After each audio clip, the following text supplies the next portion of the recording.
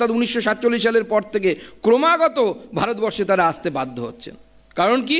অত্যাচার, মেয়েদেরকে তুলে নিয়ে যাওয়া, স্ত্রী বোনের ইজ্জতের উপর হাত দেওয়া, রেপ হচ্ছে বারবার দিনের পর দিন, আমরা তার ভিডিও পর্যন্ত দেখেছি। এখন বাংলাদেশে এরকমও ঘটনা ঘটছে যে হিন্দু মহিলাদেরকে বিবস্ত্র করে তার ভিডিও করা হচ্ছে, লাইভ করা হচ্ছে। তারা এসেছেন বছরের পর বছর, তারা থেকেছেন এই বাংলায়, তাদের মধ্যে থেকে কেউ কেউ বামপন্থী নেতা হয়ে গেছেন, সেকুলারিজম শিখিয়েছেন।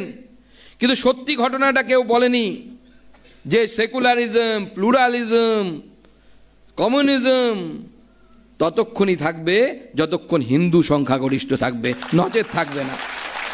এরকম বছরের পর বছর ধরে এরা ভারতবর্ষে এসেছে, তাদের কথা কেউ ভাবেনি।